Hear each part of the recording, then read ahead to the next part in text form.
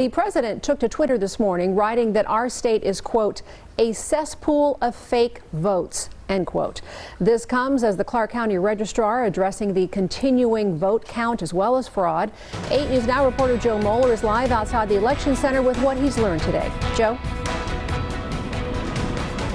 Well, the votes will continue to be counted through Thursday of this week. The Registrar of Voters here in Clark County says he's confident in the process in the elections department here through the past week or so, and he says he's confident through these allegations that continue to surface. Now, what is left to count here are a few thousand cured ballots. Those are the ones that need ID verification or signature validation. In addition to that, there are 60,000 provisional ballots that still need to be reviewed by the Secretary of State's office.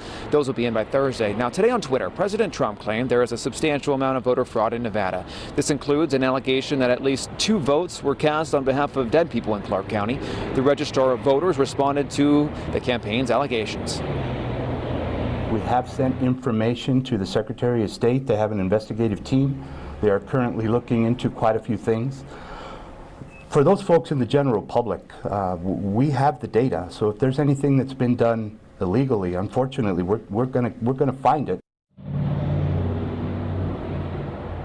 Now, Gloria says he does trust the election process and the integrity of it. As far as mail ballots go, those will continue to come in, and they will through tomorrow. But today, only a few dozen were received here at the election center. Now, updates will start happening only once a day. They did switch it to twice a day, but since there's less mail ballots coming into the elections department, they're now going back to once a day until these votes are all counted on Thursday. Reporting live in North Las Vegas, Joe Moeller, 8 News Now.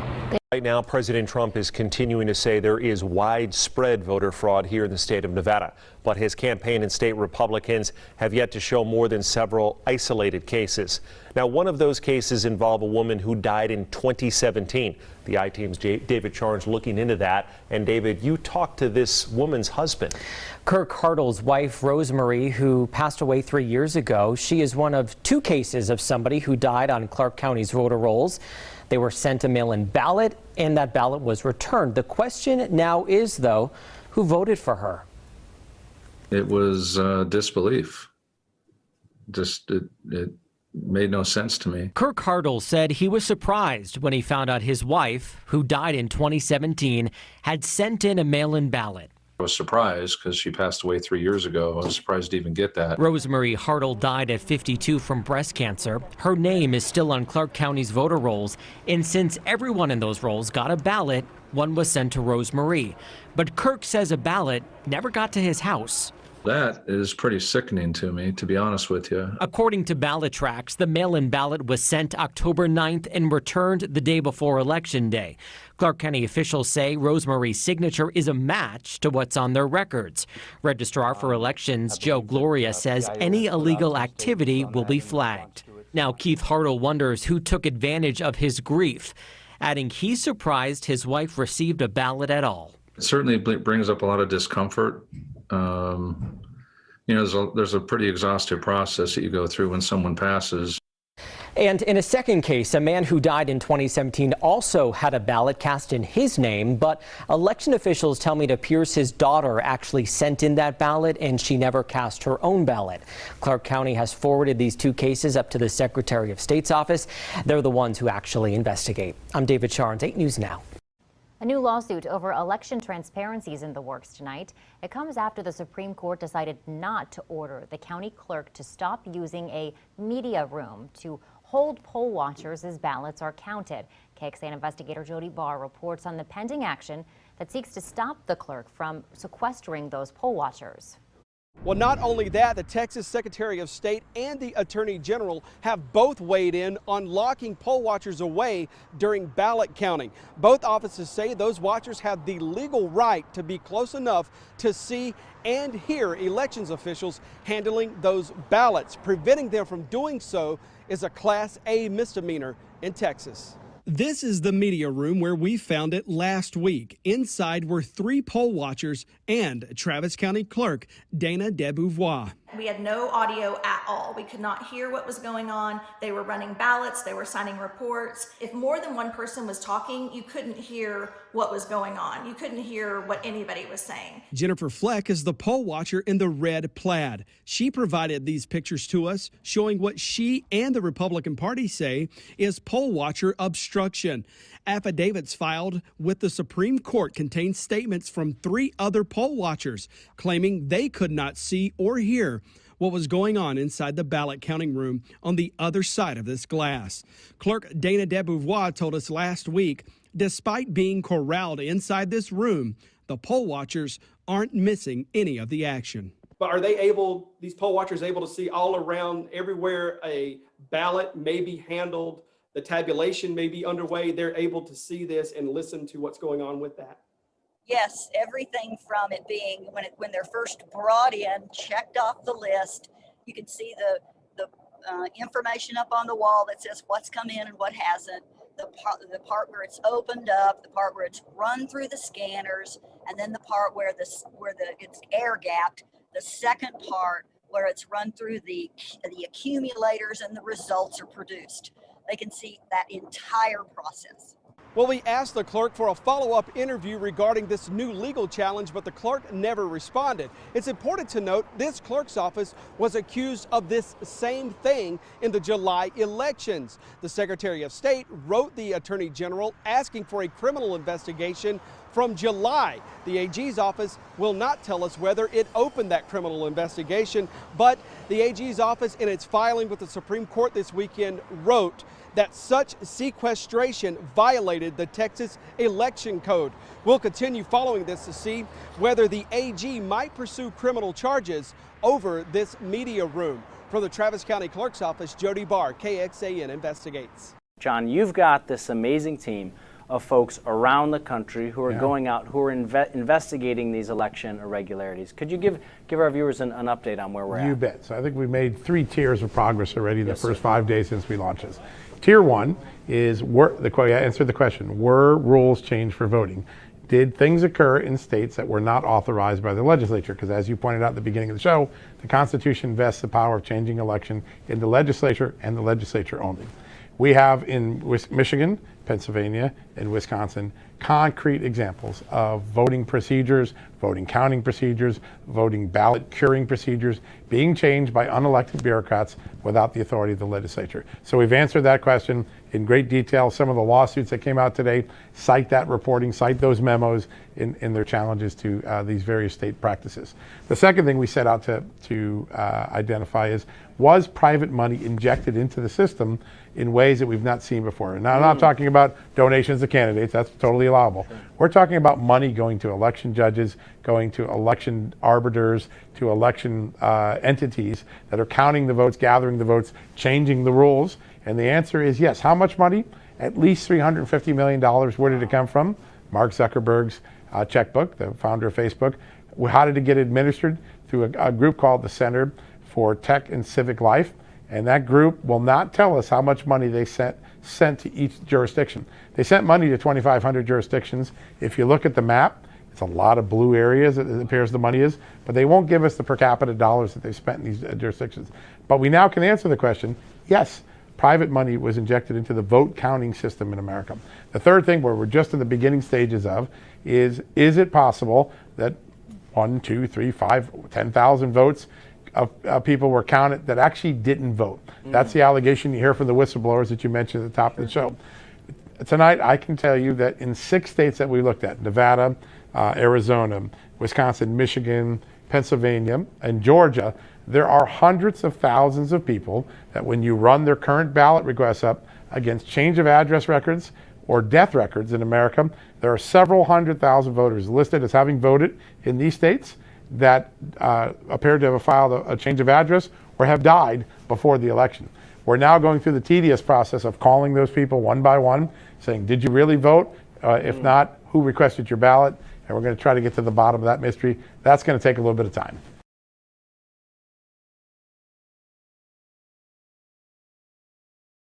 Let's bring in Governor Kristi Noem right now. You just heard Governor Cuomo right there. Governor Noem, thanks for joining us this morning. COVID is rising in your state as well. Cases are up, hospitalizations are up, deaths are up. Are you prepared to work with President-elect Biden to get it under control? Well, it is a regional increase that we're seeing. We are testing more. And frankly, George, I'm not going to take advice from Governor Cuomo. He has the second worst death rate per 100,000 people in this nation. He's at 173 deaths per 100,000 per capita. South Dakota's at 54. I appreciated that President Trump gave us the flexibility to do the right thing in our state, and we'll continue to do that. He let me do my job. But the other thing that I think is going on here, George, is that this is all premature. This is a premature conversation because we have not finished counting votes. There are states that have not been called. And back in 2000, Al Gore was given his day in court. We should give President Trump his day in court, let the process unfold. Because, George, we live in a republic. We are a government that gets its power from the consent of the governed. That is the people. They give their consent on Election Day. Election Day needs to be fair, honest, and transparent. And we need to be sure that we had an honest election before we decide who gets to be in the White House the next 4 years. Governor Noem, do you have any evidence that it wasn't an honest election? You put out a tweet earlier this week saying it was rigged. Do you have any evidence at all of widespread fraud? I've spoken with Republican secretaries of state in Georgia, in Arizona. I've spoken to Republican officials across the country. They have come up with zero evidence of widespread fraud. And that is not true. That is absolutely not true. People have signed legal documents, affidavits stating that they saw illegal activities. And that is why we need to have this conversation in court. The New York Times itself said that there were clerical errors. If you look at what happened in Michigan, fraud, Governor, that's that we had computer glitches that changed Republican votes to Democrat votes. You look in Pennsylvania, dead people voted in Pennsylvania. So, George, I don't know how widespread it is. I don't know if it'll change the outcome of the election. But why is everybody so scared just to have a fair election and find out? We gave Al Gore 37 days to run the process before we decided who was going to be president. Why would we not afford the 70.6 million Americans that voted for President Trump the same consideration? If Joe Biden really wants to unify this country, he would wait and make sure that we can prove we had a fair election. Governor Noem, Al Gore was behind by about 500 votes in one state, Florida. Joe Biden is ahead in all of the close states by multiples. Parts we have today. 10,000 votes in Georgia, 27,000 votes in Nevada, almost 20,000 votes in Arizona, more than 30,000 votes in Pennsylvania. That is not close. That is not within the margin that elections are usually turned around on. And many, many more states are in play this time around. And that's what I think is interesting, is this declaration from some individuals saying it was an overwhelming victory for Joe Biden. It simply wasn't, because you have so many of these states that are still in play. All I'm asking for, George, is that we don't break this country. When you break the process on which we elect our leaders, you will break America forever. So this isn't just about this election. This is about every election in the future. And the fact that the American people, the everyday people who get up and work hard, that are suffering through this pandemic, that have tragically lost family members, that they need to know at least America still functions and we care about doing things right. It starts with providing evidence. You still have not provided that, but I'm afraid we're out of time today. Governor Noem, thanks for your time. Let the process work, and we will. While the vote counting in the undecided states is in the spotlight, hundreds of people here in North Florida are learning their votes will not be counted, period. Some of them were notified by election officials and were given a chance to come in and fix a problem with their ballots. News4JAX reporter Jim Piggott breaks down how many votes wound up being rejected. So basically everything's done here. Let me show you what's happening at the election center. See these pink envelopes back here? Those were the provisional ballots, some that were questionable at the poll site. Well, these have all been accepted, and what they're doing now is entering into the computer that voter had a legitimate vote, and they're getting credit. Now, there were some that weren't accepted, and now we're gathering the numbers on those to find out exactly whose vote counted and whose didn't.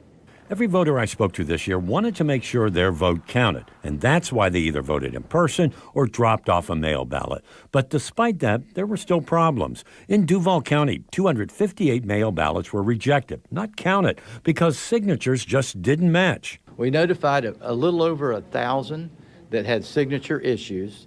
I think we got back about 700. Also, 170 vote-by-mail ballots were rejected because they arrived at the office too late. And at the polls, 1,173 votes weren't accepted. Those voters filled out a provisional ballot, which had to be reviewed by the canvassing board. Apparently, there was one main problem. Well, if you're not registered, you're not registered. Most of the ones that were rejected were not registered. The other problems were they didn't go to the right precinct. And so those are just out of hand. There's nothing you can do about that. In St. Johns County, 132 vote-by-mail ballots were rejected. Signatures there were the main problem. And 122 provisional ballots from the polls were not accepted. Clay County had 258 vote-by-mail ballots rejected and only 4 ballots from the polls not accepted. In Clay County, we also learned of other issues where votes weren't counted. For example, there were 3 ballots from people who were reported deceased, sent in by a family member. One of those cases is under investigation. Also, 66 people sent in the wrong ballot, apparently using one from the August primary. There were other issues that came up as well when verifying the votes, but for the most part, election officials in North Florida say the process went well this year.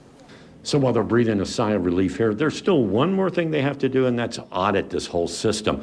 What they want to do is check a precinct and just kind of hand verify that the electronic numbers match a hand count. That will happen probably in about a week and a half.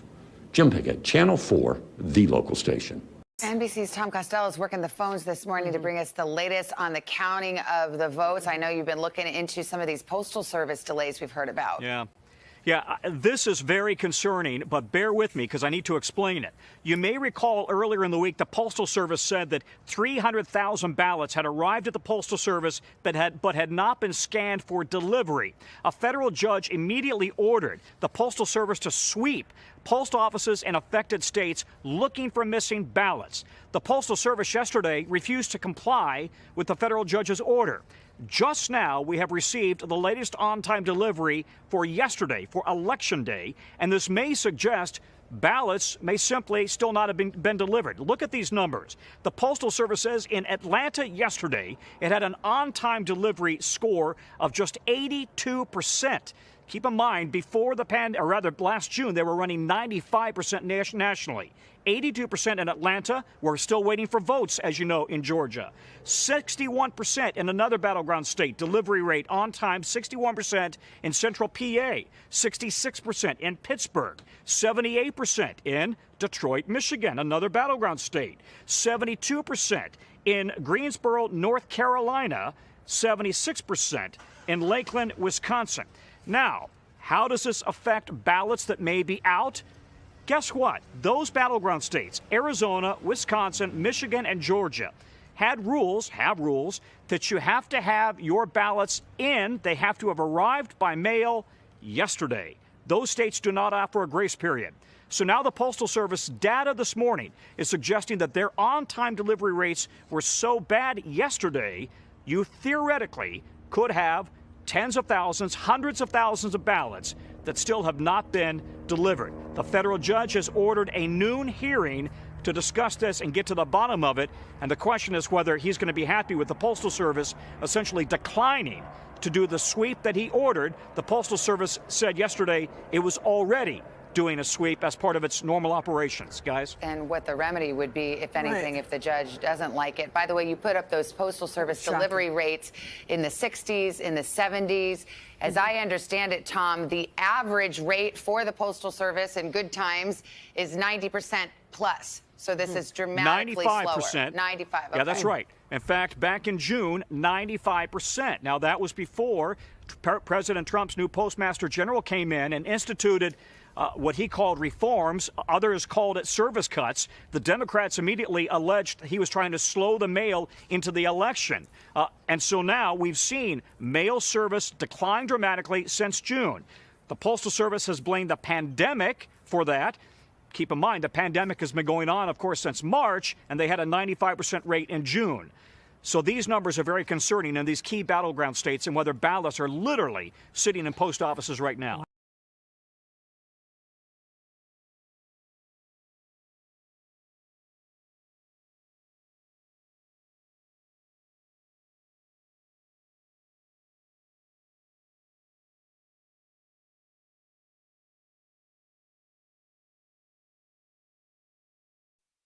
I'm with the Arizona Attorney General's office. We have ballots here for. Did you guys? We never got our ballots. Okay. We have to go to the polls.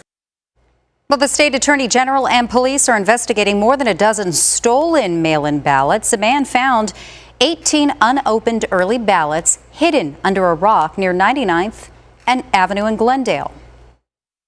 If you can vote, or if I got those ballots to the people that can vote and make a decision over that, then I'm pretty sure and those votes would matter.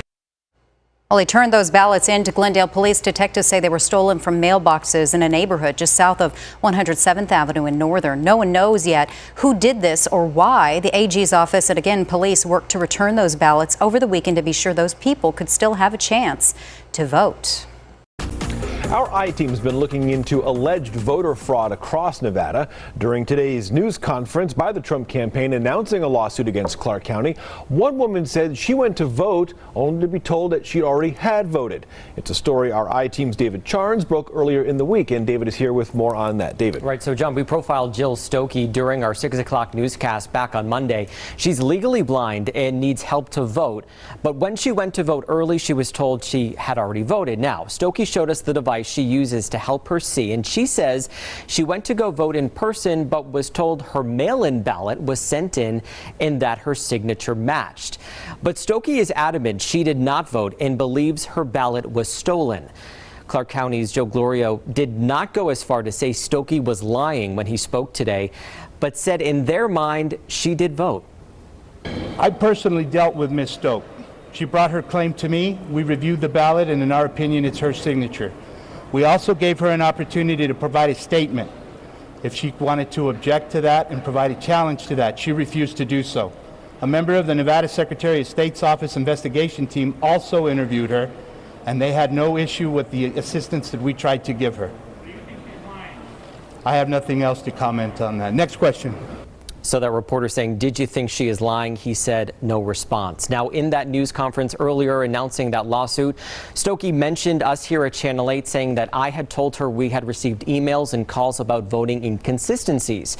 I told Stokey when I spoke with her on Monday, and the I-Team has repeatedly reported that voter fraud is extremely rare in Nevada and across the country. And our sources here tell us that there is no widespread coordinated effort of voter fraud that they are aware of. We'll have much more on this story tonight starting at 4 o'clock. For now, I'm David Charnes, 8 News Now. All right, David, thank you very much. What does voter fraud look like? Any sentence containing those two words have generated endless conversations over the last week.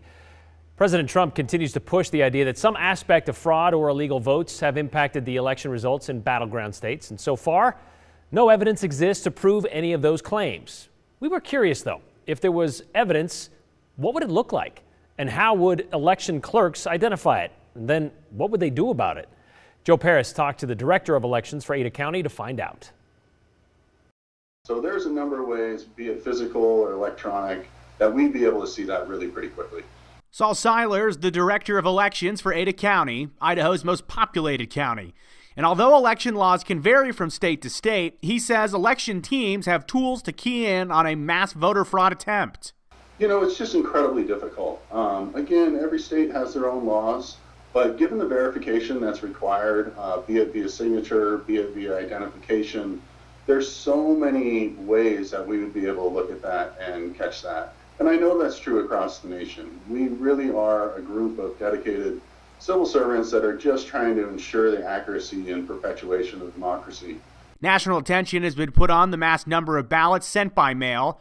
Those ballots are all supposed to go through a verification process, and some are rejected for a variety of reasons. That process is in place to prevent voter fraud and typically only has to flag a small amount of ballots. We only ended up having about 171 ballots that actually were rejected for various reasons. Most typically it's a no signature reason. But as part of that, we do go through and we actually have a verification team that looks at every single signature to make sure that those points are covered. A hypothetical fraud scenario that has been floated: a person or group stealing mail-in ballots, then filling them out and signing them. Would something like that be easy to catch? Yeah, it would be completely obvious. We'd be able to pick that up in no time. There are cases where individuals try to commit voter fraud, but as technology continues to evolve, those cases are easier and easier to catch. We're actually in a much better spot now even than we were 4 years ago in terms of the technology that we have. We have a lot of ways to catch these things and make sure that we preserve that integrity, because really everyone counts on that. Another hypothetical floated: ballots that were stolen and simply dumped. Although not every ballot is sent back on a large scale, Seiler says an elections team would certainly notice. We actually can see our return numbers all the way through, and we have historic return numbers as well. So we know basically what we're expecting to see in returns, and if we had a major blip like that, that would definitely raise red flags that we'd be looking into. The amount of time it's taking some states to process votes sent by mail is drawing criticism and accusations about fraud. Seiler says, like in Ada County, places are simply seeing historic returns through the mail, and processing all of those takes time. It is not a new process, and in fact, we actually have more tools to prevent things like fraud at this point. Okay, so that's the mail-in version of voter fraud. What about in-person voter fraud, Joe? Well, that would involve someone maybe who sent in an absentee ballot and then showed up at the polls on election day. And here in Idaho, there are processes in places to check that. The electronic poll book, specifically in Ada County, update in real time. So once a mail-in ballot is processed, you wouldn't be allowed to vote at the polls or vice versa. There's technologies all across the country, Brian, to prevent things like that. But that doesn't mean to say that voter fraud doesn't happen. There are attempts that happen in every single election. On a mass level, though, Brian, election officials would clearly be able to see a pattern. And as you said, and as Phil McGrain said, technology is catching up, and some of these things get noticed almost instantaneously. All right, thank you very much, Joe. Unrest continues in Detroit, Michigan. The FBI is now investigating alleged voter fraud in the state. This after a whistleblower said election workers were told to backdate late ballots. Rumors of voter fraud and skewed results have turned up since election night. One Michigan county even flipped from Biden to Trump after skewed results were spotted and corrected. The county's officials still have not revealed what skewed the results to begin with. We spoke with a GOP poll watcher who was observing the count in Detroit on election night to see what he observed that night. NTD's Melina Weiskup has the story. The TFC Convention Center in Detroit has seen daily protests since Wayne County was called, with Biden winning the county at 68%, leaving Trump behind at just 30%.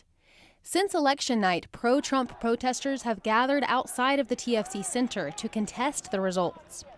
One GOP poll watcher told us what he observed on election night that was suspicious to him. He explains that the ballots were counted at a slow pace.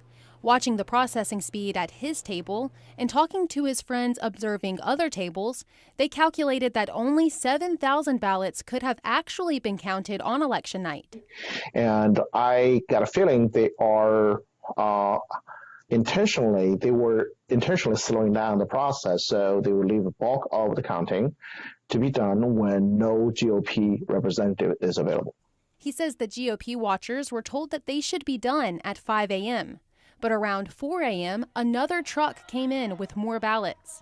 But the election officials told the watchers they will wait for the next shift to count the newly arrived ballots.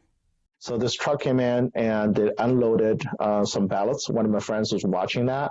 He actually took down the license number and the number of boxes they took down from the truck. And they were told by the people working there, saying there's about 38,000 ballots just came back from the city clerk.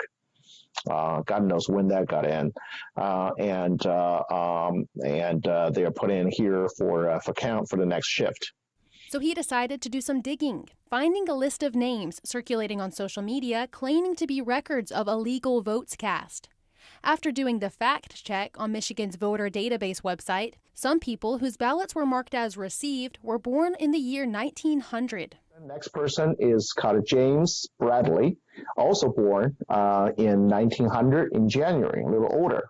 That's one example out of a list of 12,000.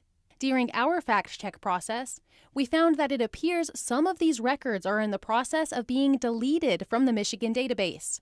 For example, when this GOP poll watcher first searched for a woman named June Aiken, born in 1900, She was shown as registered and her ballot was received on October 8th. But the data has since been deleted. When checking for the same person now, it shows no voter registered.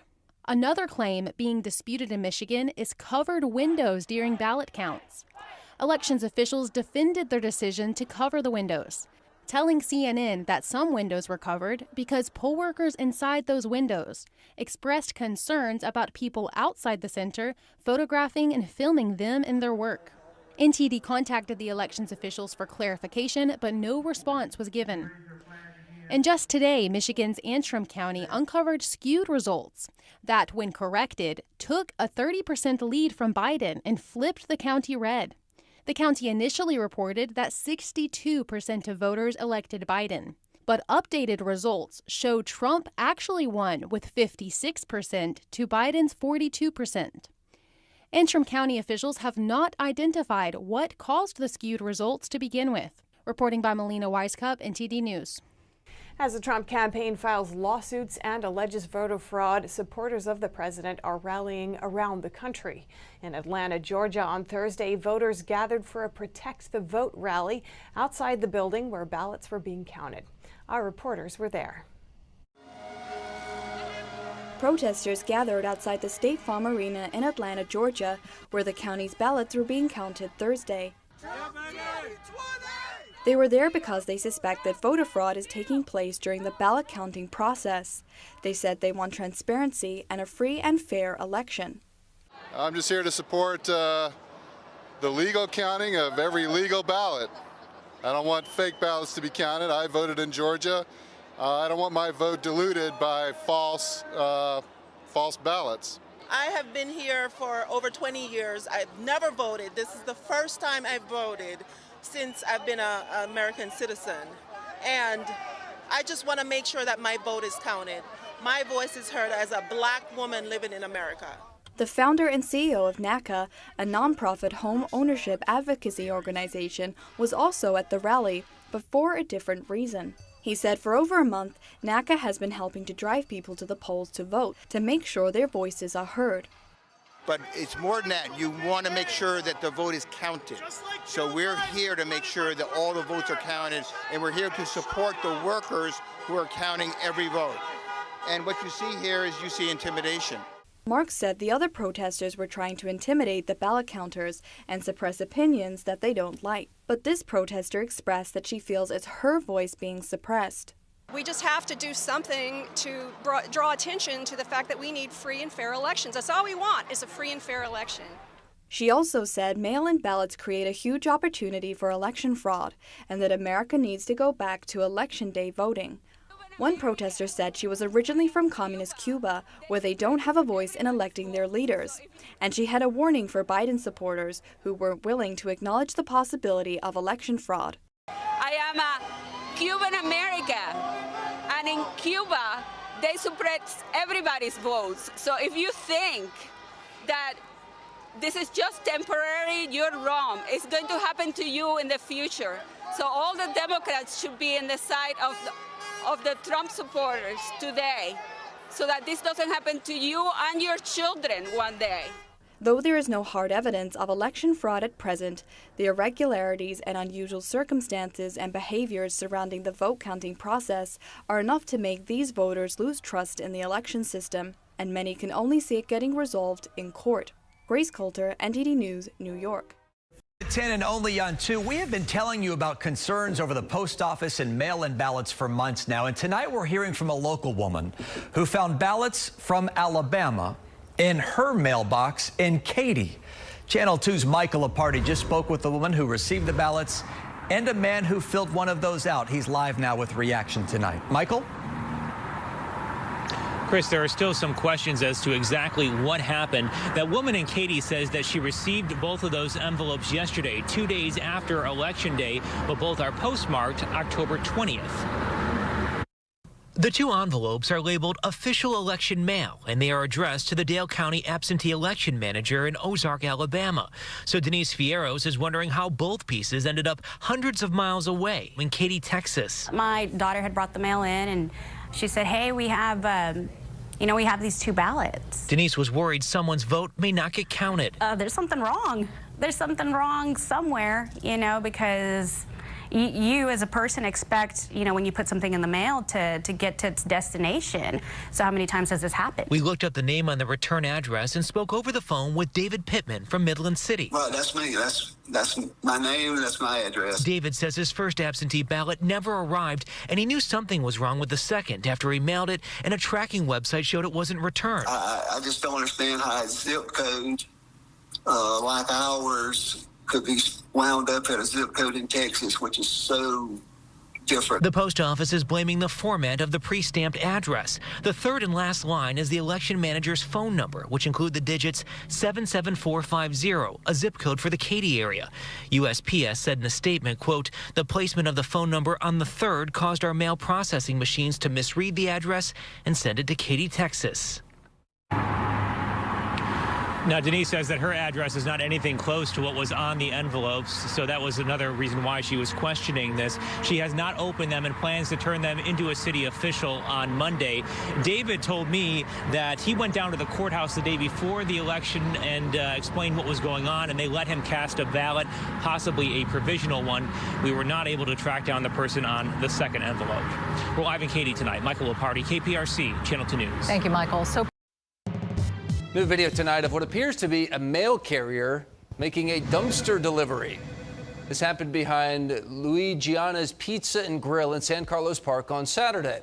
The manager found stacks of flyers, missing paychecks, and bill payments in the trash. NBC2's Trent Kelly is live where it all happened. Trent, you found out that special agents with the Inspector General's office are now investigating? That's right, Peter. In fact, the owner of this pizza shop tells me that the special agents were out here earlier this morning to collect that mail. But I want to show you the dumpster where those mailings were found on Saturday. Now, while the postal workers seem to know exactly where to go to find this dumpster, one thing she didn't notice was this surveillance camera capturing her every move.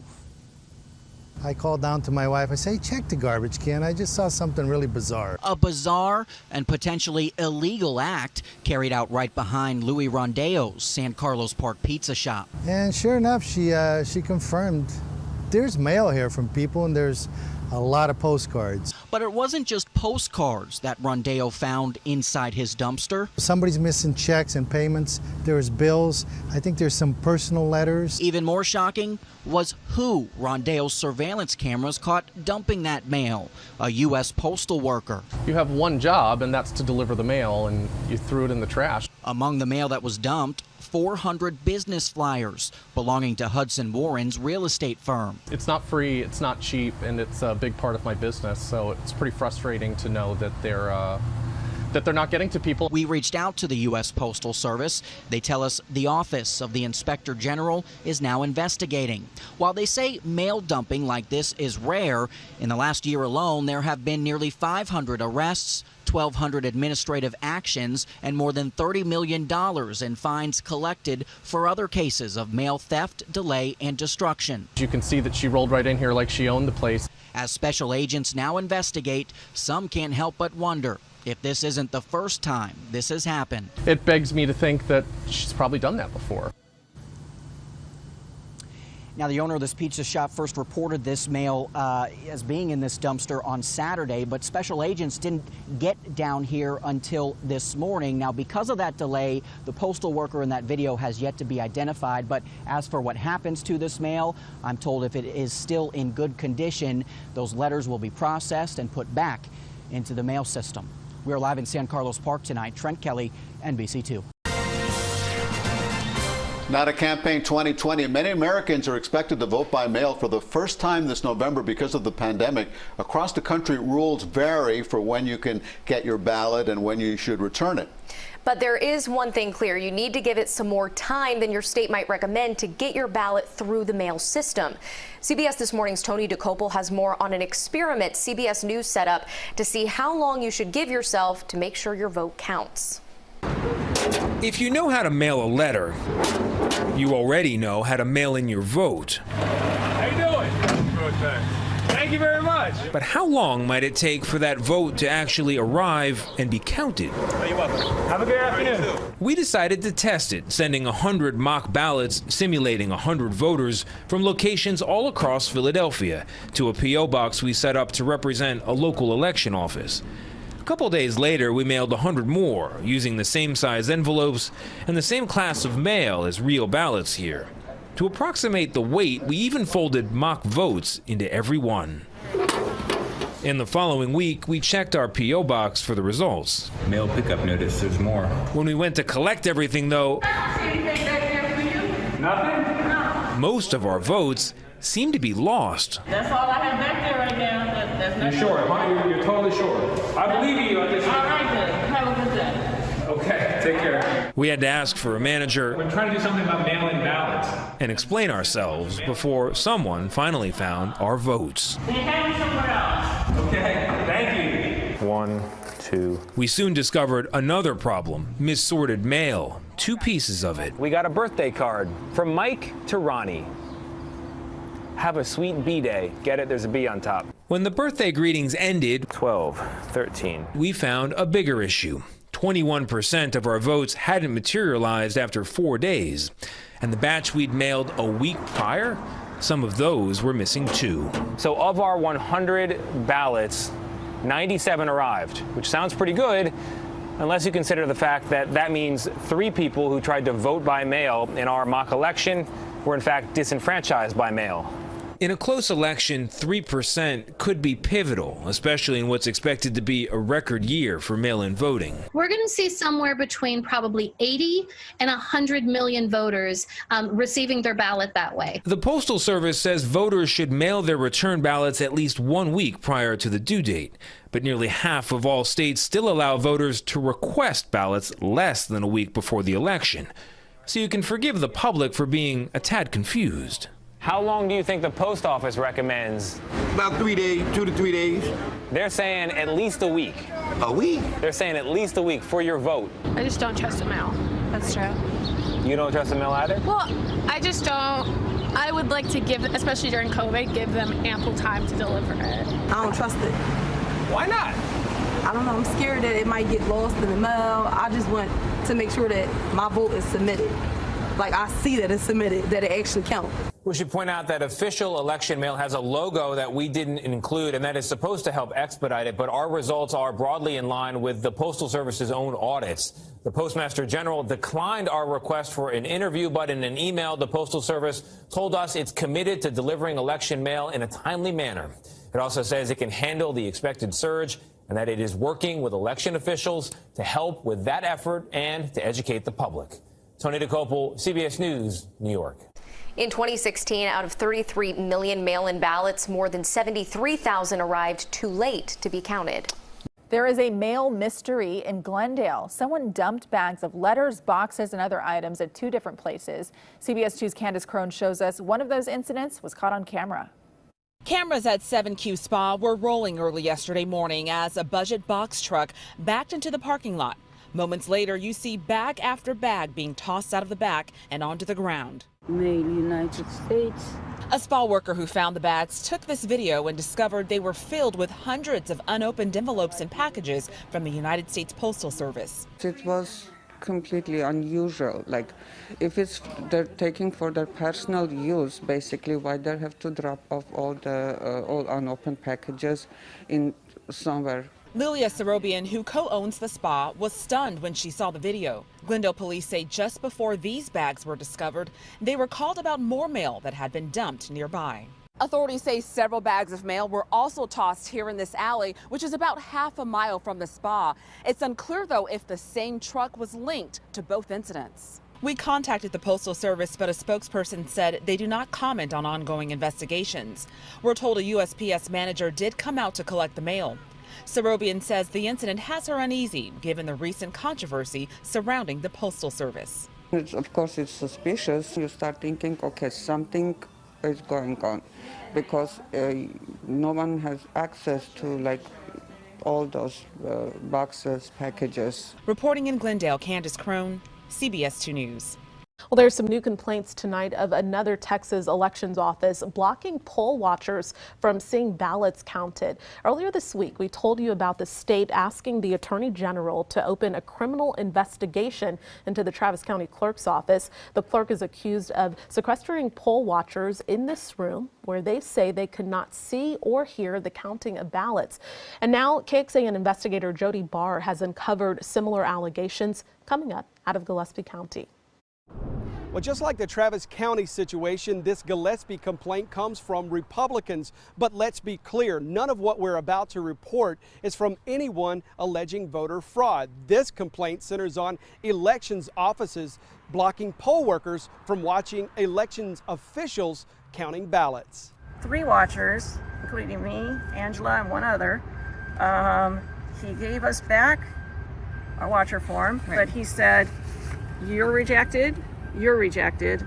You're rejected." Jeanette Hormuth and Angela Smith showed up to watch Gillespie County elections workers count ballots on Election Day morning. Both are lead poll watchers training less experienced watchers. Both handed the presiding judge their official forms, but the judge wouldn't let them through the door. Why? And his reason was, and he wrote it here, rejected due to current litigation involving poll watching. That litigation is a lawsuit Hormuth filed last year alleging voting irregularities and that the county elections office obstructed poll watchers during the ballot counting in an election from a year ago. The obstruction happened, she says, when the county roped off a poll watcher holding pen. This is the door. We come in the entrance, kind of goes down a little incline, and they have this is the roped off area. When it happened again Tuesday, we could see them doing stuff, but we couldn't actually look at the ballots. Hormuth says she got on the phone to file a complaint with the Secretary of State's office. The county eventually let her in to watch the ballot counting 10 hours later. I would say the tables that they processed the ballots were about starting here, and then it went all the way, to the table. So there were 2 of them. So she is trying to read ballots this far away. Yes. Is there any way possible you could read a ballot over here? That is humanly impossible. What did she say? She said it's humanly impossible. Gillespie County Elections Administrator Anissa Herrera would not talk to us about what happened. Instead, she released this statement. Until I have been contacted by the SOS office, we feel we did everything appropriately, and beyond that, I am not authorized to make a comment. But KXAN has learned the Secretary of State did contact her in an email Tuesday, saying, after speaking to poll watchers, I am not understanding why they have been refused entry. The email warned the county against obstructing poll watchers, even reminding them it's a crime to do so. The whole thing is for integrity and for openness, transparency. So we all should be working on this together to make sure that the election is that people can be confident that that election was on the up and up and that your vote, counted. We just feel like we're being met with disdain. Well, the poll watchers have contacted the Secretary of State and filed a complaint verbally. Next, they'll put their complaint in writing. The Secretary of State could then decide whether to ask the Texas Attorney General to open a criminal investigation. We will continue to follow this and let you know how this turns out. From the Secretary of State's office, Jody Barr, KXAN Investigates. A federal judge has ordered the U.S. Postal Service to sweep their mail processing facilities in Texas looking for any outstanding mail-in ballots. In order to be counted, those ballots had to be postmarked by Election Day and received by 5 this evening. KXAN's Avery Travis has the latest on the status of these sweeps. Refreshed it Saturday, Sunday, Monday, still had not received it.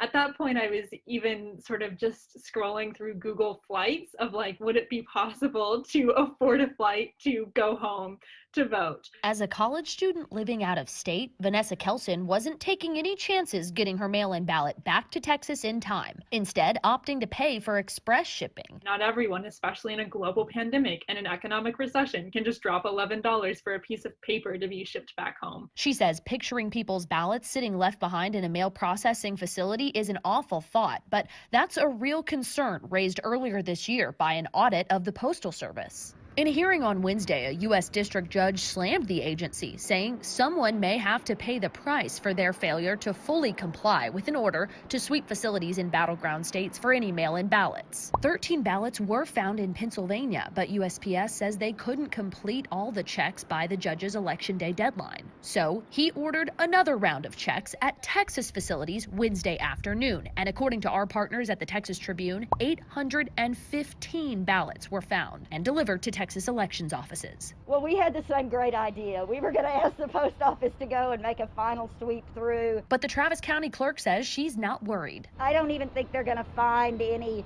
caches of ballots anywhere, but I appreciate them double checking. Avery Travis, KXAN News. Travis County clerk says voters cast more than 600,000 ballots in the county. About 11% were mailed.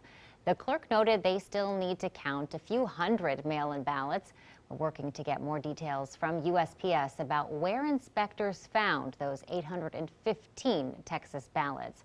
This all goes back to systemic changes made by Postmaster General Louis DeJoy.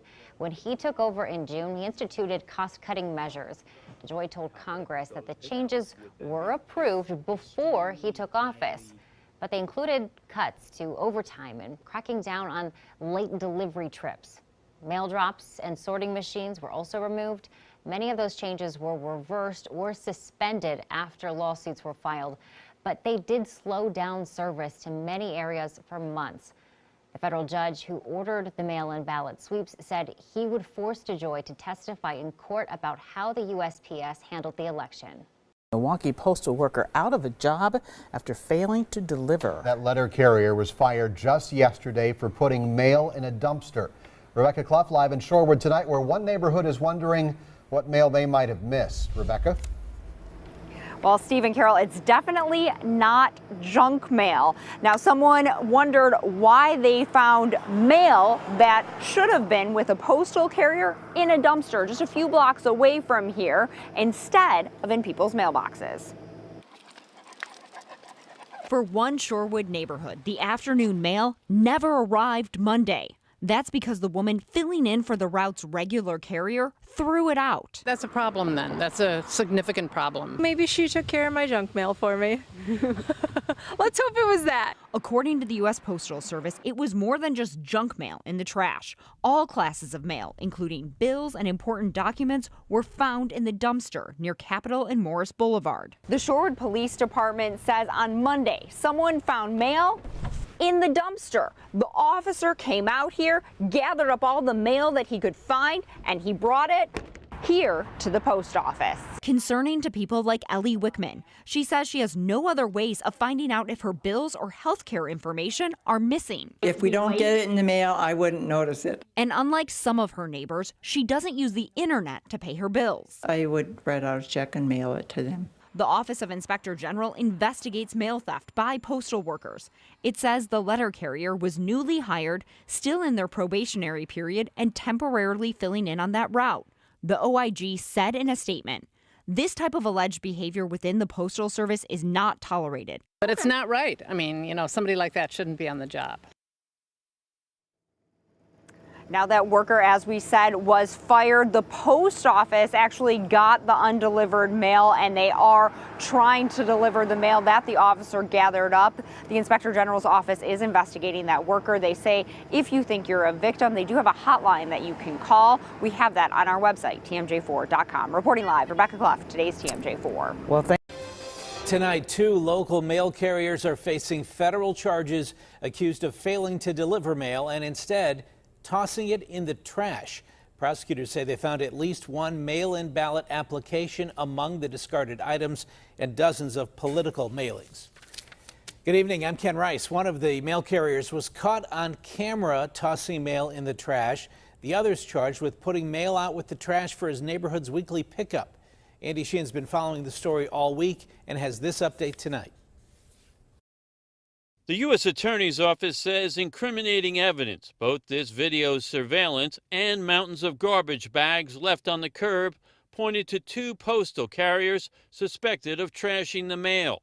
Now both men face federal charges of destruction or delay of the mail by a postal employee a felony which could land each in prison for 5 years. I don't know what's going on over there, but whatever it is, if that's what happened, that's a shame.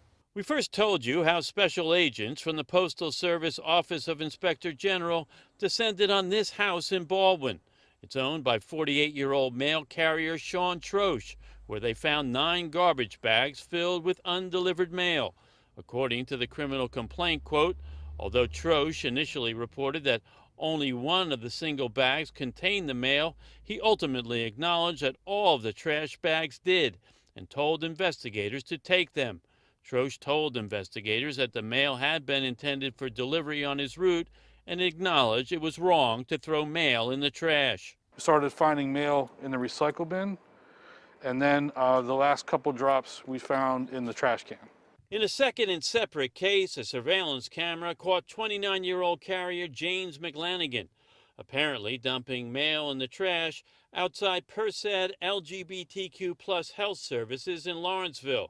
PERSED operations coordinator Tony Kuhar recovered all of that mail, and now the feds say all of this mail and the mail recovered in Baldwin has now been delivered. Just didn't want to finish the route, it seems, because it was all addresses all addresses within a few blocks of here. Although there was only one ballot application found in the trash, U.S. Attorney Scott Brady says during this election, trust in the Postal Service is more important than ever, and that employees who violate that trust can expect, quote, quick, effective action against them. Reporting at the Northside Sorting Facility, Andy Sheehan, KDKA News. Here in Western New York, a postal employee from the city of Buffalo is now facing federal charges of hiding and not delivering mail. That includes some absentee ballots found in his car. This is according to federal agents. Channel 2's Ron Plants has more. According to a federal criminal complaint and the U.S. Attorney's Office, this incident was first uncovered here at the Peace Bridge on the night of Election Day this past Tuesday, when customs agents say a Chevrolet sedan was pulled over for a standard inspection while re-entering the U.S. Agents say they found a postal worker's uniform and ID badge, along with a bin marked with a Postal Service logo containing 813 pieces of mail in the trunk of the car. They say the bin contained 3 absentee ballots mailed from the Erie County Board of Elections to addresses in Buffalo. That driver, identified as 27-year-old Brandon Wilson of Buffalo, is seen on a Facebook page referring to his work as a letter carrier and showing him with the identified vehicle in the complaint and with a posting at 9:30 a.m. on Election Day urging people to vote. Just 10 hours later, he was arrested at the Peace Bridge. According to agents, Wilson originally told them the mail belonged to him and his mother, but when they confronted him about the various intended recipients and addresses, he could not account for them and said he had intended to deliver the mail. The U.S. Attorney sent us this statement. This office is committed not only to ensuring the integrity of the mails, but also of individuals' rights to vote in a free and fair election. The criminal conduct with which this defendant is alleged to have engaged undermined both of those interests.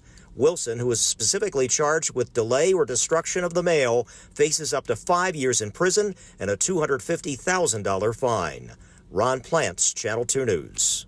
Concern over mail during this election season, this story may hit a nerve. Mail-in ballots that were, until today, just sitting in trash, along with a wedding announcement, a last will and testament, and other important documents. Channel 2 investigator Robert Arnold is solving the mystery tonight by tracking down how that mail got into that dumpster. Robert?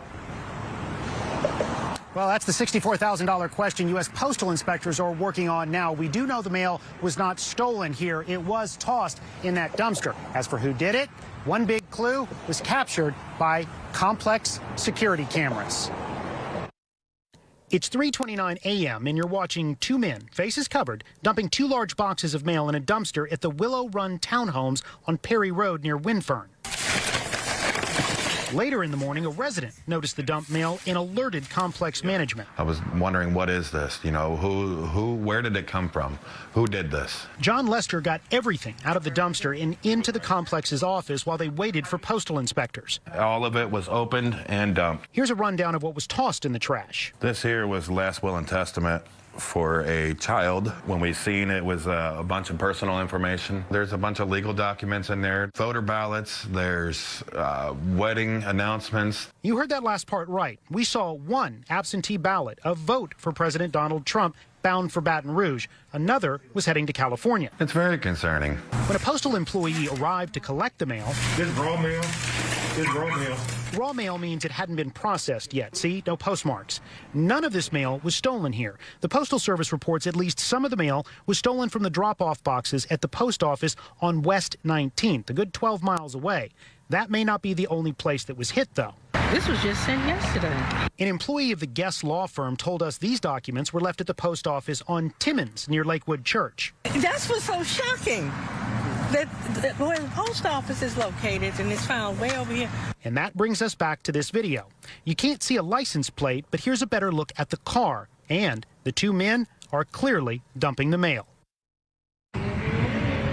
U.S. postal inspectors are leading this investigation, including making sure those two ballots reach proper destinations. We're going to have information on how to check if your mail was among this mail that was stolen and dumped in the dumpster, along with another look at that surveillance video on the homepage of click2houston.com. Reporting live from Northwest Harris County, Robert Arnold, KPRC, Channel 2 News. Yep, it strikes a nerve, Robert. Right now, two men are accused of stealing mail out of mailboxes in Lighthouse Point. Yeah, and police say the ballots were among those stolen items. Local 10 investigator Jeff Weintz here, live with how they got caught. Jeff. A big thumbs up to Lighthouse Point police officer Kyle Kay. He spotted an SUV lurking here next to these mailboxes Tuesday night at 11:30. That led to two arrests, the recovery of stolen mail that, as you said, included several ballots. Right now, they aren't just mailboxes, they're also ballot boxes. And when the postman emptied them out in Lighthouse Point today, we saw plenty of ballots inside. Late Tuesday night, thieves hit these boxes on the east side of the Lighthouse Point post office.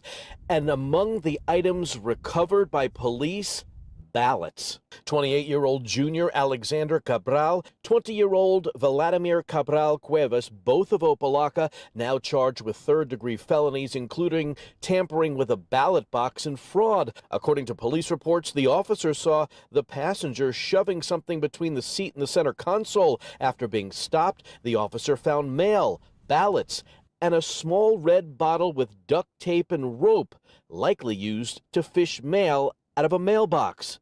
Today at the post office, there were mixed feelings regarding these blue boxes. No, because anyone can take it out. I don't feel it's safe. I did put my ballots in a similar box in Pompano. Yeah. So. Something like that cross your mind? No, I think it's unlikely. A good time to remind you, back in 2016, we showed you all the homemade devices crooks use to fish your mail out of mailboxes. This is a weight attached to a rope with duct tape facing out. They'll drop it into the collection box with the goal of having the mail stick to the tape, and then they can pull it back out. Another scammer used a pillowcase, tape, and a hanger. And they were dropping their mail, and of course it would just go into the sack, and then he'd be able to pull it out. The suspects were likely not fishing for those ballots, but for mail with your personal information on it. The good news, the Lighthouse Point Police Department telling us they have returned those ballots to their rightful owners so they can be turned in and, more importantly, counted. We're live in Lighthouse Point. Jeff Weintz here, Local 10 News. Now, he mentioned there, of course, the FBI are saying they've got no evidence at the moment of massive voter fraud. There have been some claims about, I mentioned earlier, that batch of votes going into Pennsylvania that was 100% for Joe Biden. Project Veritas, which are an active social media group who have got some runs on the board for highlighting some inconvenient facts in the past, have posted a story in the last couple of hours that alleges some cases, some allegations, some instances of voter fraud in Michigan. Have a look and make up your own mind. We were issued a directive this morning to collect any ballots we find in mailboxes, collection boxes, just outgoing mail in general, separate them at the end of the day so that they could hand stamp them with the previous day's date. Today is November 4th, for clarification. So 8 p.m. Election Day, November 3rd, The Court of Appeals ruled ballots have to be received by that time. And what were you told? To separate them today so they could mark them with yesterday's date and send them through the express system to wherever they needed to go. This appears to be an attempt to circumvent Michigan law and allow late votes. And you said there was a hamper where letter carriers were supposed to leave their ballots. Where are the ballots now? They were putting them into express bags to go to the distribution center. In regards to a hamper, there's a standard hamper that all letter mail is supposed to go to, and they had a tub next to it that we were supposed to put any ballots collected today into. Now, we haven't been able to independently verify that, but it gives you an idea of the sorts of allegations, of the sorts of carry-on that could go on, and obviously those claims will now be investigated. Something of a scandal in New Jersey. A postal worker arrested today for throwing away mail, nearly 2,000 pieces of mail. And the headline here, 99 of the pieces were general election ballots from the Hudson County Board of Elections. They were supposed to be delivered to residents in West Orange. One person responsible, almost, for the disappearance of dozens of votes. New Jersey reporter Tony Yates with the story. She's live at federal court in Newark. Tony. Good afternoon. Like you said, that discarded mail included those 99 ballots for the general election, and officials have told us that those ballots were sent out in the mail again, so now they are in the rightful hands of the voters who were supposed to get them in the first place. I'm going to step out of the way so you can see that dumpster there. It's one of two where the discarded mail from that same mail carrier was found, and here is a picture of that mail. Howard Dinger snapped this photo and posted it on social media. He came across it while he was making an unrelated delivery to a nearby bank. Postal investigators arrested mail carrier 26-year-old Nicholas Beauchesne of Kearney. He lives close to this location. He was in court this afternoon on charges involving throwing away nearly 2,000 pieces of mail, some of it in a dumpster in West Orange. In fact, those general election ballots were for voters in West Orange. As you said, our New Jersey crews spoke to Mr. Dinger about discovering all that tossed mail. At first it looked like, junk mail, circulars and things like that, and then I flipped over a piece and I saw something that said address correction, that kind of thing, whatever, when it's important mail, that thing. Flipped through a few more pages, I saw something that said ballots on it, and at that point I knew it was serious. Well, that dump mail was found October 2nd and October 5th. Inspectors say the investigation concluded that Nicholas Beauchesne was the only carrier who could have had that mail out for delivery on his route on those days. He could face 5.5 years in prison and more than $250,000 in fines if he is convicted. Beauchesne's bail this afternoon was set at $25,000, and right now federal prosecutors say it does not appear his actions were politically motivated.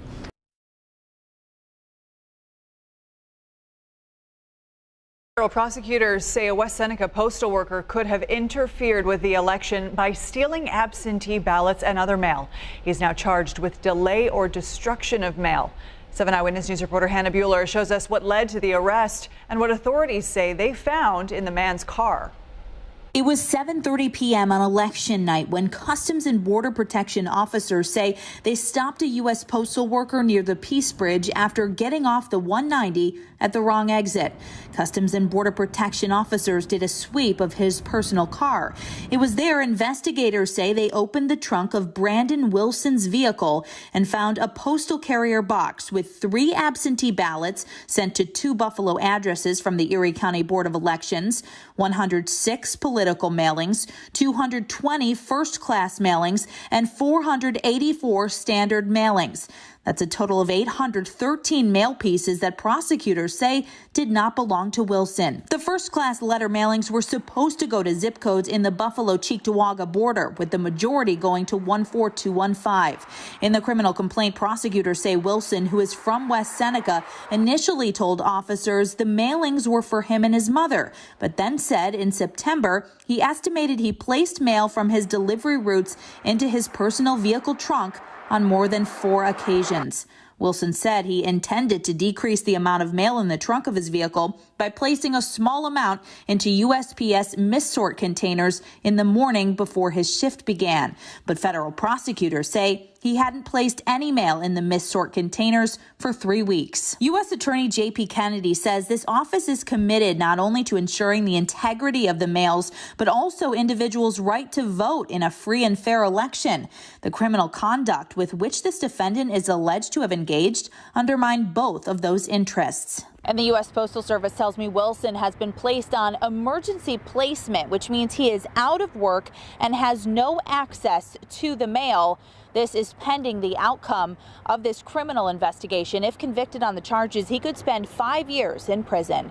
Reporting in West Seneca, Hannah Bueller, 7 Eyewitness News. Rage after a postal worker was caught on camera dumping mail. Look at these images showing a mailman throwing mail into a popular dump site. 41 Action News reporter Charlie Keegan went to that site at 45th and Garfield and met with the man in charge of investigating dumping crimes. Well, let me give you a look here around 45th and Garfield. The city calls this one of its top 3 illegal dump sites, and you can see all sorts of trash here. But what we noticed this morning, as you look down the embankment, down the hill here, actually a couple of representatives from the USPS are here, and they're cleaning up some of the mail that the city found here. Now, I want to talk to Alan Ashers, who is the city's illegal dumping investigator and specialist. And I just tell us a little bit about how you discovered what appears to be mail being dumped here by a Postal Service employee. Sure. I was looking through our surveillance camera footage and noticed a mail vehicle sitting here, which is not unusual. A lot of people take their breaks here. But once he left, I found some mail that wasn't here when he pulled up.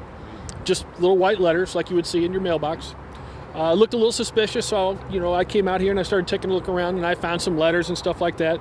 But then I started noticing a trail of flyers and other things lead me to the side of this hill here where there's just bundles and bundles of mail that were dumped down the side of this hill here. And now what's it like to see this morning, the USPS here actually cleaning some of it up? Well, it's fantastic. It could sat here for, until the city cleans this area up once a month on its own. You just can't afford to come out and clean it up every darn day, or we would be. Fantastic. Thank you so much, Alan. And Alan was telling me that he'll send out a court summons to the individual there who was on surveillance camera dumping this mail. And then I did speak with the USPS, and the spokesperson said that this is not consistent actions that represent the values of the Postal Service, and they are investigating these claims, and they could not comment any more until their investigation is complete. In Kansas City, I'm Charlie Keegan, 41 Action News.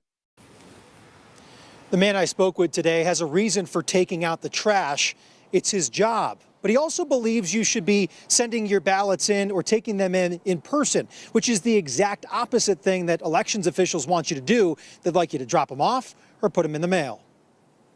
It has nothing to do with political. I want a fair election. Charles West didn't feel like things were fair when he says he found Utah voter ballots in a dumpster Thursday morning. I dumped a can today, and I'm finding ballots in the garbage can. Pardon my French, just mad. Charles has been working in waste collection for 5 years. The ballots he found in Sandy were a first. No joke, look. That's what I was able to find that fell out of the garbage can. It was an 8-yard can. I don't know if you guys understand what that is. That's a pretty big can. There are plenty of reasons why the ballots could have been found that way, from theories of them being stolen from mailboxes and dumped to being spoiled addresses that were incorrectly put into circulation. Either way, it is a little odd to find ballots spewing out of a dumpster. I think it's very important that we have a secure vote and people's information isn't compromised. I mean, this opens these people up to fraud. It opens up to everything. I'd be terrified if my name was on that ballot. The state of Utah is no stranger to mail-in voting, which has been in the works for nearly a decade. So if your ballot gets in the wrong hands, there's a way to know. We verify against the signature to make sure no one's voting that shouldn't vote.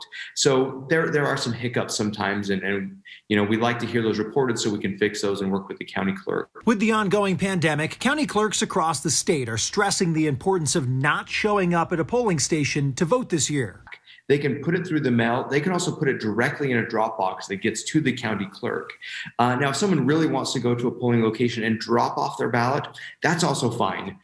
They can do that, but we don't want people congregating, especially with these spikes we have in COVID, at polling locations. We don't want that to be a super spreader kind of event. Charles developed a recent interest in politics and has a defined political affiliation, but he says this isn't about one side of the aisle versus the other. He just wants everyone's vote to be counted. I'm just a patriot. I'm American. I'm all about America, and I just want a fair election. We reached out to those with their names on those ballots that were found in the dumpster. We didn't hear back from them. We also reached out to the U.S. Postal Service. You'll hear their reply coming up tonight on Fox 13 News Live at 5. Now, if you're one of those people waiting by the mailbox, anxiously waiting to get your ballot, if you haven't gotten it in a few more days, that's the best time to reach out to your individual county clerk's office. We're live in Salt Lake City tonight. Brian Schnee, Fox 13 News, Utah. Voting fraud scandal. New Jersey prosecutors say the two political leaders tampered with the Patterson election using mail-in ballots to try to steal the vote. And we start with breaking news from Patterson. I'm Chuck Scarborough. And I'm Natalie Pascarella. 4 people have been charged in that voting scandal. Chief investigative reporter Jonathan Deans first broke this story. He joins us live from the newsroom. John. Yeah, the vice president of Patterson City Council is one who is facing election fraud charges. The other is Alex Mendez. Mendez supporters thought he would use this council election win to launch a fight for the mayorship. But both men will now fight to try to stay out of prison. Michael Jackson is Patterson's second highest ranking councilman, but now he's an accused criminal. The state attorney general says Jackson is one who was involved in voter fraud schemes. Alex Mendez is also charged with 6 counts of election fraud. Attorney General Grubier Graywall says both men, if convicted, could face at least 3 years in prison for their alleged vote-stealing schemes. We will not allow a small number of criminals to undermine the public's confidence in our democratic process, he said. Also charged, Shaleen Khalik, a relative of another councilman, and Abu Raisin. Officials allege he is seen in this video handling many mail-in votes. Patterson's mayor earlier. Today, it looks like there's been some semblance of justice that has been served, and we will see how this plays out. The recent vote-by-mail election in Patterson was marred by widespread fraud allegations. Ballots were found stuffed in mailboxes in the city, as well as in a separate town. And with ballots seen scattered in building lobbies, some residents say they never got a ballot. But records show someone voted in their name. This is corruption. This is fraud, she says. Control of the city council is in the balance. 2 winners accused of fraud often aligned against the mayor. The city spends $300 million a year, more than $1 billion counting state aid and education spending. Mendez defeated longtime councilman Bill McCoy. McCoy has gone to court trying to overturn the election results because of fraud allegations. Allegations bolstered by the criminal charges filed today. Mendez's campaign says his attorney will issue a statement. We're also awaiting comment from attorneys for the others charged today. The new council is supposed to be seated July 1st. One separate race, which saw fraud allegations, resulted in a tie and a new election for that one seat, now set for August 15th. Jonathan Deans, News 4.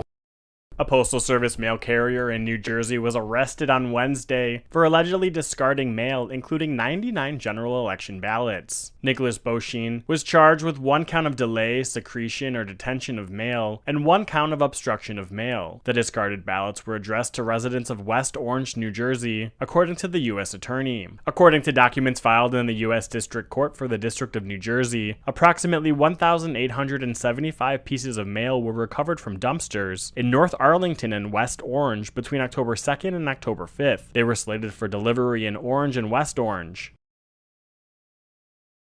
And new tonight, an East Texas official is in jail accused of committing voter fraud. Gregg County Commissioner Shannon Brown and 3 others were arrested today in connection with what Attorney General Ken Paxton is calling an organized vote harvesting scheme. Meanwhile, the state election board is asking Georgia's Attorney General to look into 98 outstanding cases of voter fraud. Some date far as back as 2014, others involved the 2016 presidential election. The Secretary of State's office says the claim includes that people knowingly casting a second ballot or submitting absentee ballots on behalf of adult children who are felons. These are in addition to double voting incidents mentioned by Secretary of State Brad Raffensperger earlier this week. He says about 150,000 people who requested absentee ballots for this year's primary or runoff elections later decided to vote in person.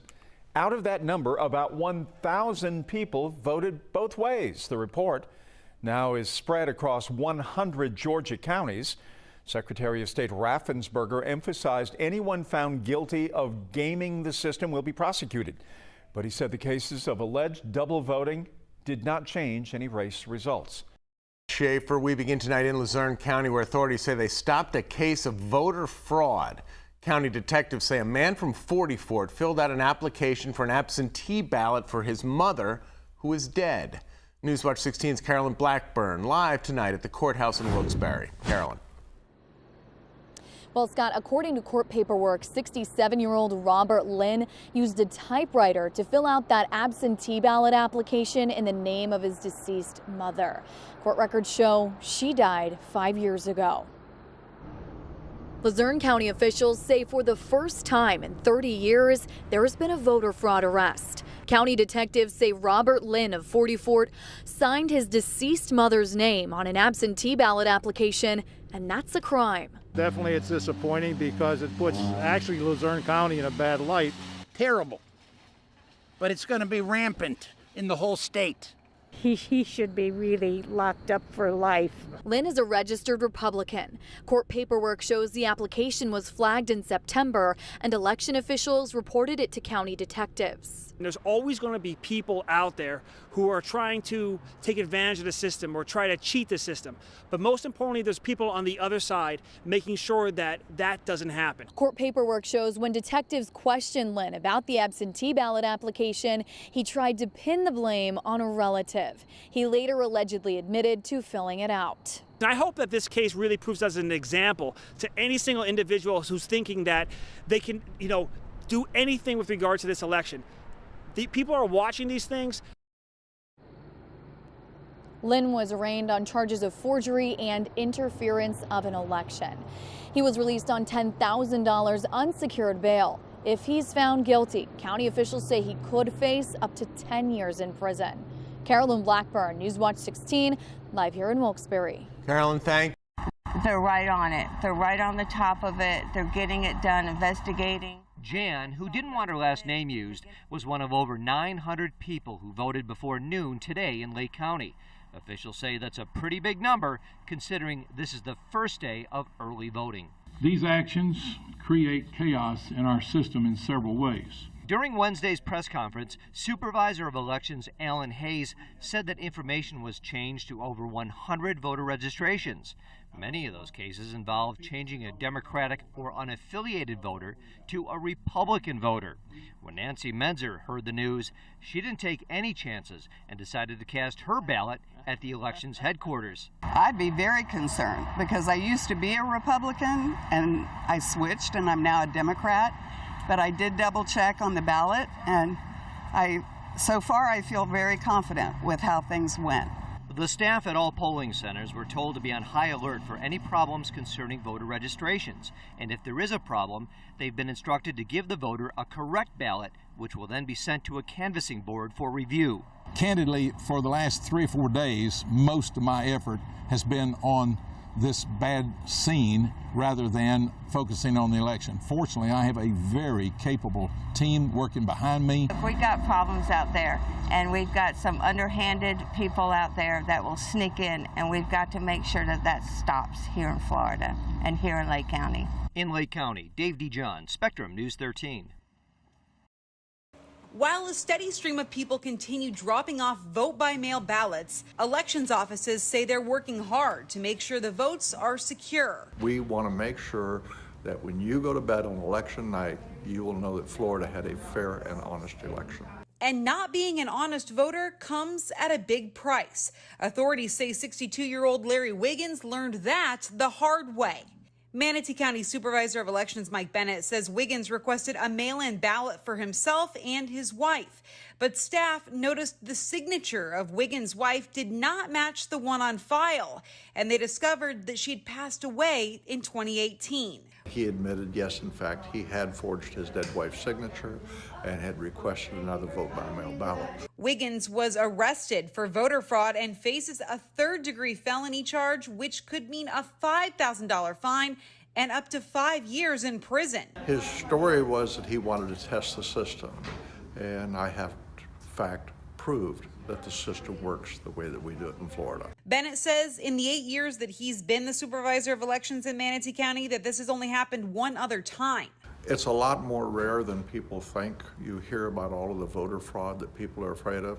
It's very rare. Bennett says anyone who tries to commit voter fraud will be prosecuted to the fullest extent. And we want everybody to know how serious it is. Do not mess with our election. In Manatee County, Wendy Lane, ABC Action News. New tonight, a Limestone County social worker is being charged with election fraud. Attorney General Ken Paxton says Kelly Reagan Brunner, a social worker in the Mejia State Living Center, will face 134 felony counts for attempting to sign up residents with developmental disabilities to vote without their permission, signatures, or consent. They allege she submitted nearly 70 voter applications. If convicted, Brunner faces up to 10 years in prison.